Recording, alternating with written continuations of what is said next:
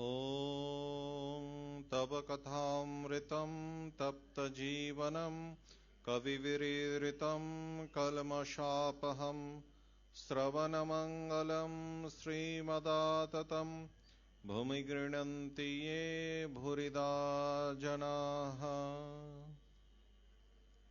श्री श्री रामकृष्ण कथामृत श्रीमकथित प्रथम खंड तृतीय परिच्छेद दक्षिणेश्वरे ठाकुर श्रीरामकृष्णेर जन्म महोत्सव। प्रभाते भक्त संगे कालीबाड़ीते आज श्री श्री रामकृष्ण जन्मोत्सव फाल्गुन शुक्ला द्वितीया रविवार 12 मार्च 1883 ख्रीष्टाब्द। आज ठाकुरेर अंतरंग भक्तगण साक्षात् ताहाके लइया जन्मोत्सव करिबेन। प्रभात हইতে भक्तेरा एके एके आसिया जुटितेछेन। सम्मुखे मा भवतारिणीर मंदिर। मंगल आरतिर परই प्रभातीर आगे नाहाबतखानाय मधुर ताने रसुन चौकी बाजितेছে। एके बसन्तकाल बृक्षलता सकलेई नतून बेश परिधान करियाছে। ताहाते भक्त हृदय ठाकुरेर जन्मदिन स्मरण करिया नृत्य करितेছেন। चतुर्दिके आनंदेर समीरण बहितेছে। मास्टार गिया देखितेছেন भवनाथ राखाल भवनाथेर बंधु कालीकृष्ण उपस्थित आছেন। तखन खूब सकाल। ठाकुर इहादेर संगे पूर्व दिकेर बारान्दाय बसिया सहास्ये आलाप करितेছেন। मास्टार पौঁছাইয়া ठाकुरके भूमिष्ठ हইয়া प्रणाम करिलेन। श्रीरामकृष्ण मास्टारेर प्रति तुमी एसेছো? भक्तदिगके लज्जा घृणा भय तीन थाकते नय। आज कत आनंद हबे, किन्तु जे शालारा हरिनामे मत्त हये नृत्यगीत करते पारबे ना तादेर कोनो काले हबे ना। ईश्वरेर कथाय लज्जा की भय की? ने एखन तोरा गान गा। भवनाथ ओ कालीकृष्ण गान गाहितेছেন। धन्य धन्य आजी दिन आनंदकारी सबे मिले तब सत्य धर्म भारते प्रचारी। हृदय हृदय तुम्हारी धाम दिशि दिशि तब पुण्य नाम। भक्त जन समाज आजी स्तुति करे तुम्हारी। ना चाहि प्रभु धन जन मान नाहि प्रभु अन्न काम। प्रार्थना करो तुम्हारे आकुली नर नारी। तब पदे प्रभु शरण की भय विपदे की हय मरण। अमृतेर खानी पाइनु जखन जय जय तुम्हारी। ठाकुर बद्धांजलि हইয়া बसिया एक मने गान शुनितेছেন। गान शुनिते शुनिते मन एकेबारे भावराज्ये चलिया गियाছে। ठाकुरेर मन शुष्क देशलाई, एकबार घषिलेई उद्दीपन। प्रकृत लोकेर मन भिजे देशलाइয়ের न्याय, যত ঘষো জলে না, কেননা মন বিষয়াসক্ত। ঠাকুর অনেকক্ষণ ধ্যানে নিমগ্ন। কিয়ৎক্ষণ পরে কালীকৃষ্ণ ভবনাথের কানে কানে কি বলিতেছেন। আগে হরিনাম না শ্রমজীবীদের শিক্ষা? কালীকৃষ্ণ ঠাকুরকে প্রণাম করিয়া গাত্রোত্থান করিলেন। ঠাকুর বিস্ময়াবিষ্ট হইয়া জিজ্ঞাসা করিলেন, কোথায় যাবে? ভবনাথ, আগে একটু প্রয়োজন আছে, তাই যাব। শ্রীরামকৃষ্ণ, কি দরকার? ভবনাথ, আজ্ঞা, শ্রমজীবীদের শিক্ষালয় যাব। কালীকৃষ্ণের প্রস্থান। শ্রীরামকৃষ্ণ, ওর কপালে নাই। আজ হরিনামে কত আনন্দ হবে দেখতো, ওর কপালে নাই। পঞ্চম পরিচ্ছেদ, সাকার নিরাকার ঠাকুর শ্রীরামকৃষ্ণ রাম নামে সমাধি। এইবার ঠাকুর শ্রীরামকৃষ্ণ ভক্ত সঙ্গে ঘরের উত্তর পূর্ব বারান্দায় আসিয়াছেন। ভক্তদের মধ্যে দক্ষিণেশ্বরবাসী একজন গৃহস্থ বসিয়া আছেন। তিনি গৃহে বেদান্ত চর্চা করেন। ঠাকুরের সম্মুখে শ্রীযুক্ত কেদার চাটুর্যের সঙ্গে তিনি শব্দব্রহ্ম সম্বন্ধে কথা কহিতেছেন। ঠাকুর শ্রীরামকৃষ্ণ ও অবতারবাদ, ঠাকুর শ্রীরামকৃষ্ণ ও তো সর্বধর্ম সমন্বয়। দক্ষিণেশ্বরবাসী, এই অনাহত শব্দ সর্বদা অন্তরে বাহিরে হচ্ছে। শ্রীরামকৃষ্ণ, শুধু শব্দ হলে তো হবে না, শব্দের প্রতিপাদ্য একটি আছে। তোমার নামে কি শুধু আমার আনন্দ হয়?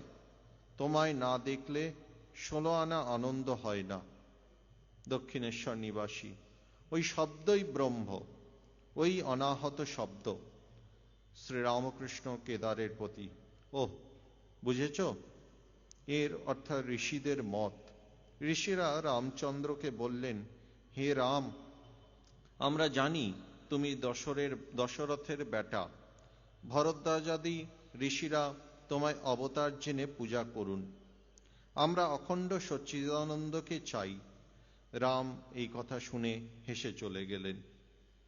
কেদার, ঋষিরা রামকে অবতার জানেন নাই, ঋষিরা বোকা ছিলেন। শ্রীরামকৃষ্ণ গম্ভীরভাবে, আপনি এমন কথা বলো না। যার যেমন রুচি, আবার যার যা পেটে সয়। একটা মাছ এনে মা ছেলের নানান রকম করে খাওয়ান, কারুকে পোলাও করে দেন, কিন্তু সকলের পেটে পোলাও সয় না, তাই তাদের মাছের ঝোল করে দেন। যার যা পেটে সয়। আবার কেউ মাছ ভাজা, মাছের অম্বল ভালোবাসে। সকলের হাস্য, যার যেমন রুচি। ঋষিরা জ্ঞানী ছিলেন, তাই তারা অখণ্ড সচ্চিদানন্দকে চাইতেন। আবার ভক্তেরা অবতারকে চান ভক্তি আস্বাদন করার জন্যে। তাকে দর্শন করলে মনের অন্ধকার দূরে যায়।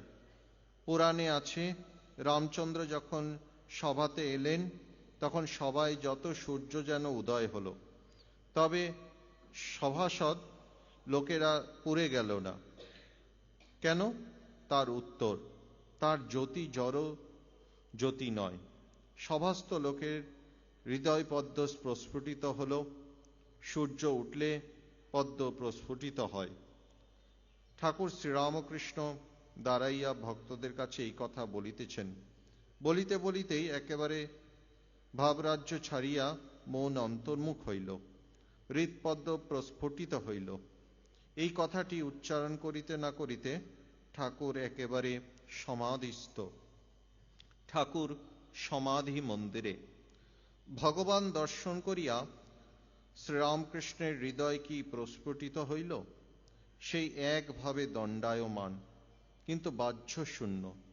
চিত্রাপিত্যের ন্যায় শ্রীমুখ উজ্জ্বল ও সহাস্য। ভক্তরা কেহ দাঁড়াইয়া, কেহ বসিয়া অবাক এক দৃষ্টে এই অদ্ভুত প্রেম রাজ্যের ছবি, এই অদৃষ্টপূর্ব সমাধি চিত্র সন্দর্শন করিতেছেন। অনেকক্ষণ পরে সমাধি ভঙ্গ হইল।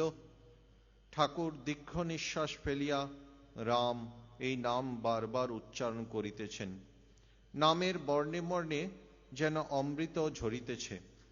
ঠাকুর উপবিষ্ট হইলেন। ভক্তেরা চতুর্দিকে বসিয়া এক দৃষ্টে দেখিতেছেন। শ্রীরামকৃষ্ণ ভক্তদিগের প্রতি, অবতার যখন আসে সাধারণ লোক জানতে পারে না, গোপনে আসে। 2-4 জন অন্তরঙ্গ ভক্ত জানতে পারে। রাম পূর্ণ ব্রহ্ম, পূর্ণ অবতার, এ কথা 12 জন ঋষি কেবল জানত। অন্যান্য ঋষিরা বলেছিল, হে রাম, আমরা তোমাকে দশরথের বেটা বলে জানি। অখণ্ড সচ্চিদানন্দকে কি সকলে ধরতে পারে? কিন্তু নিত্যে উঠে যে বিলাসের জন্য লীলায় থাকে, তারই পাকা ভক্তি। বিলাতে কুইন অর্থাৎ রানীকে দেখে এলে পর তখন কুইনের কথাই মনে পড়ে, কুইনের কার্য। এ সকল বর্ণনা করা চলতে পারে, কুইনের কথা তখন বলা ঠিক ঠিক হয়। ভরদ্বাজাদি ঋষি রামকে স্তব করেছিলেন আর বলেছিলেন, হে রাম, তুমি সেই অখণ্ড সচ্চিদানন্দ, তুমি আমাদের কাছে মানুষ রূপে অবতীর্ণ হয়েছ। বস্তুত তুমি তোমার মায়া আশ্রয় করেছ বলে তোমাকে মানুষের মতন দেখাচ্ছে। ভরদ্বাজাদি ঋষি রামের পরম ভক্ত, তাদের ভক্তি পাকা ভক্তি। ষষ্ঠ পরিচ্ছেদ, কীর্তনানন্দে ও সমাধি মন্দিরে। ভক্তেরা এই অবতার তত্ত্ব অবাক হইয়া শুনিতেছেন। কেহ কেহ ভাবিতেছেন, কি আশ্চর্য! বেদান্ত অখণ্ড সচ্চিদানন্দ যাহাকে বেদে বাক্যমনের অতীত বলিয়াছে, সেই পুরুষ আমাদের সামনে 14 পোয়া মানুষ হইয়া আসেন। ঠাকুর শ্রীরামকৃষ্ণ যে কালে বলিতেছেন, সেকালে অবশ্য হইবে।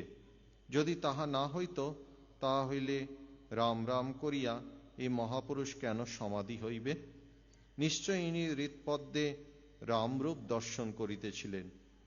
দেখিতে দেখিতে কোন্নগর হইতে ভক্তেরা খোল করতাল লইয়া সংকীর্তন করিতে করিতে বাগানে আসিয়া উপস্থিত হইলেন। মনমোহন, নবাই ও অন্যান্য অনেকে নাম সংকীর্তন করিতে করিতে ঠাকুরের কাছে সেই উত্তর পূর্ব বারান্দায় উপস্থিত।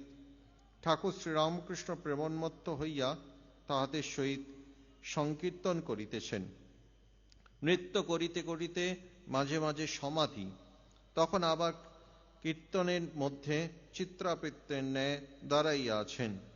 সেই অবস্থায় ভক্তেরা তাহাকে পুষ্পমালা দিয়া সাজাইলেন, বড় বড় গোরের মালা। ভক্তেরা দেখিতেছেন যেন শ্রী শ্রী গৌরাঙ্গের সম্মুখে দাঁড়াইয়া গভীর সমাধিমগ্ন। প্রভুর কখনো অন্তর্দশা, তখন জড়বৎ চিত্রাবৃত্তের ন্যায় বাহ্যশূন্য হইয়া পড়েন, কখনো বা অর্ধবাহ্য দশা, তখন প্রেমাবিষ্ট হইয়া নৃত্য করিতে থাকেন। আবার কখনো বা শ্রী গৌরাঙ্গের ন্যায় বাহ্য দশা, তখন ভক্ত সঙ্গে সংকীর্তন করেন। ঠাকুর সমাধিস্থ দাঁড়াইয়া আছেন, গলায় মালা। পাছে পড়িয়া যান ভাবিয়া একজন ভক্ত তাহাকে ধরিয়া আছেন।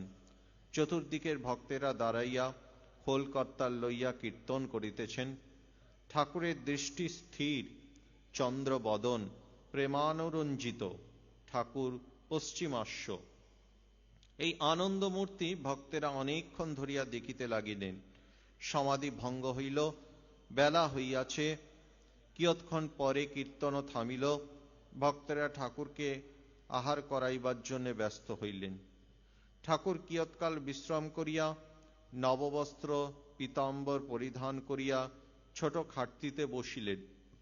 পীতাম্বরধারী সেই আনন্দময় মহাপুরুষের জ্যোতির্ময় ভক্তচিত্ত বিনোদ অপরূপ রূপ ভক্তেরা দর্শন করিতেছেন।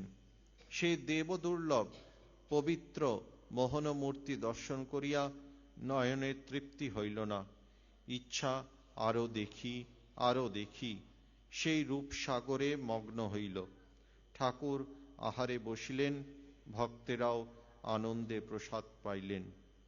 ওং তব কথামৃতম তপ্ত জীবনম কবিবিরীরিতম কলমশাপহম শ্রবণমঙ্গলম শ্রীমদাততম ভূমি গৃহন্তি ये ভুরিদা জনাঃ।